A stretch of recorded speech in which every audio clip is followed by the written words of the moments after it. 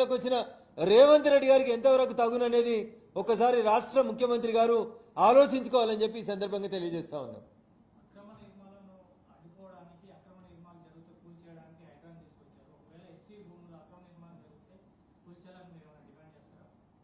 Devine అన్న నేను Hyderabad central university మీద మాట్లాడినప్పుడే మొదటి మాట చెప్పిన, చెరువులు కుంటలలో కట్టినటువంటి ఇల్లీగల్ కన్స్ట్రక్షన్స్ ని తొలగించి పర్యావరణాన్ని రక్షించడానికి హైడ్రా తెచ్చినా అని చెప్పినటువంటి రాష్ట్ర ముఖ్యమంత్రి గారు మరి ఇక్కడ ఇన్ని వందల చెట్లు వేల సంఖ్యలో ఉన్నటువంటి పశుపక్షాదులు నిరాశ్రయానికి పొందుతున్నప్పుడు ఎందుకు ముఖ్యమంత్రి గారు ఆలోచిస్తలేరు, హైడ్రా కమిషనర్ ఏం చేస్తున్నారని మొట్టమొదటి రోజునే ప్రశ్నించడం జరిగింది.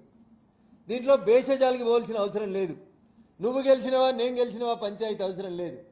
ఇది తెలంగాణలో ఉన్నటువంటి ఒక గొప్ప సంస్థ హైదరాబాద్ సెంట్రల్ యూనివర్సిటీ భాగ్యనగరంలో ఉన్నటువంటి ఒక గొప్ప విద్యాలయాన్ని కాపాడుకోవడానికి అందరం కలిసి కొట్లాడాల్సినటువంటి బాధ్యత మనందరి మీద ఉందని చెప్పి ఈ సందర్భంగా తెలియజేస్తూ చివరికి ఒక మాట, అమ్మ బతికినప్పుడు అన్నం పెట్టలేనోడు అమ్మ చనిపోయిన తర్వాత పిన్నమ్మకు బంగారు గాజులు చేపిస్తా అని చెప్పినట్టు యువరాజు కూడా హైదరాబాద్ సెంట్రల్ యూనివర్సిటీ భూముల మీద మాట్లాడుతున్నాడు.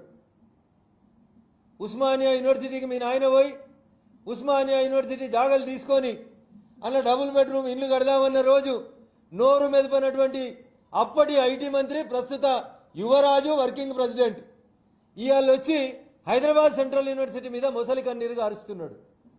10 సంవత్సరాలు అధికారంలో ఉన్నప్పుడు మీరు ఎప్పుడన్నా సెంట్రల్ యూనివర్సిటీకో ఉస్మానియా యూనివర్సిటీకో పోయి పేద విద్యార్థుల కష్టాలు ఏంది అని ఎన్నడన్నా ఆలోచించినవా యువరాజు అని అడుగుతున్నా. ఇవాళ వచ్చి నంగనాచి కబుర్లు మేం కాపాడుతాం మరి అడుగుతారు కొంతమంది మీడియా మిత్రులు. రోడ్ వేసిన రోజు ఏ గుడ్డి గాడిదలకి పనులు తోమైతే అందుకోండి కేటీఆర్ అని అడుగుతుండు, దానికి సమాధానం చెప్పాలి ఇవాళ కేటీఆర్ గారు. అందుకనే టీఆర్ఎస్ ఎలియాస్ బీఆర్ఎస్ అనేటువంటి పార్టీకి హైదరాబాద్ సెంట్రల్ యూనివర్సిటీ భూముల మీద మాట్లాడే నైతిక హక్కు లేదనేది నేను చాలా స్పష్టంగా చెప్పదలుచుకున్నా. 10 ఏళ్ళు దుప్పటి కప్పుకొని పడుకొని 10 ఏళ్ళు యూనివర్సిటీకి రానోడు ఇవాళ వచ్చి యూనివర్సిటీ గురించి నీతులు మాట్లాడడం అనేది దయ్యాలు వేదాలు వాళ్ళు ఇచ్చినట్టు ఉంటుంది.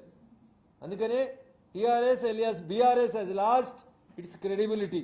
విద్యార్థులు నమ్ముతలేరు, వాళ్ళని ఎవరు నమ్ముతలేరు, వీళ్ళే బలవంతంగా ఆడిపోయి మీడియా ముందేదో మొసలి కన్నీరు గారుస్తున్నారు తప్ప ఇంకొకటి ఏం లేదు.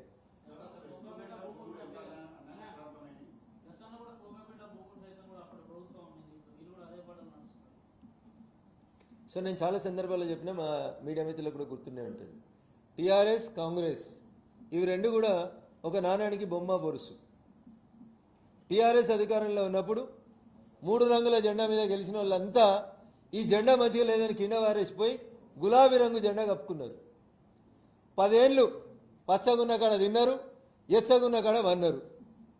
ఇవాళ గులాబీ రంగు జెండా అధికారం నుంచి దిగిపోయి మళ్ళా 3 రంగుల జెండా అధికారంలోకి రాగానే ఇలా గులాబీ జెండా మంచిగా లేదని ఒక ఆయన పోయి ఏకంగా గులాబీ జెండా మీద ఎమ్మెల్యే గెలిచిన ఆయన పోయి 3 రంగుల జెండా మీద ఎంపీ కూడా పోటీ చేసిండు. సో అందుకని తెలంగాణ సమాజం ఆలోచించు, టీఆర్ఎస్ కాంగ్రెస్ ఈ రెండు వీణావాణిలాగా విడదీయరాని బంధంతో పెనవేసుకపోయినటువంటి పార్టీలు. ఒక నాణానికి ఒకటి బొమ్మ అయితే ఇంకొకటి బొరుసు. అందుకని దయించి తెలంగాణ సమాజమా ఒకసారి ఆలోచించుర్రి. ఆయన కొట్టినట్టు చేస్తున్నాడు, ఈయన ఏడిచినట్టు చేస్తున్నాడు.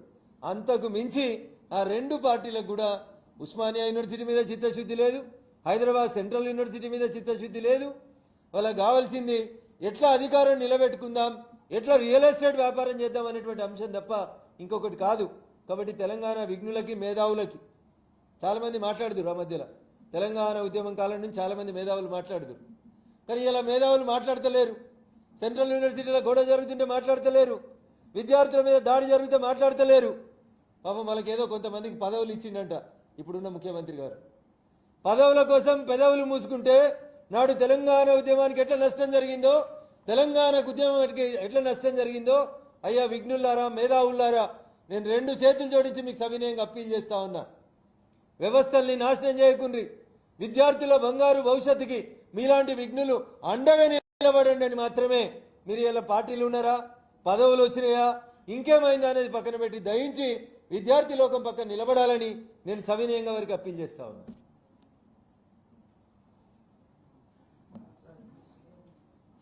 అన్న మీరేదో అడిగింది.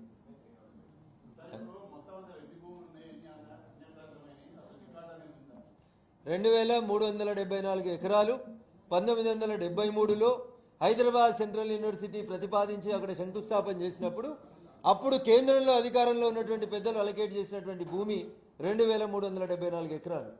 ఇప్పుడు మిగిలింది ఎంత, కబ్జా అయింది ఎంత, చెరువులు ఉన్నది ఎంత, కుంటలు ఎంత ఉన్నది అనేది రాష్ట్ర ప్రభుత్వం పూర్తిగా డీటెయిల్డ్గా సర్వే చేసి ఒక శ్వేతపత్రాన్ని తెలంగాణ సమాజం ముందు ఉంచాలని భారతీయ జనతా పార్టీగా మేము డిమాండ్ చేస్తా ఉన్నాం.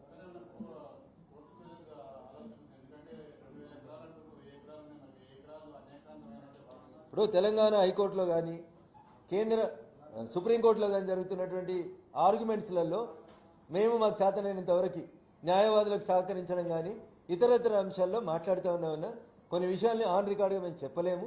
దయించి మ్యాటర్ సబ్జ్యూడిస్ అయింది కాబట్టి we cannot cross this line అనేది నా ఒపీనియన్. దయించి సహకరించాల్సిందిగా మీడియా మిత్రులకు విజ్ఞప్తి.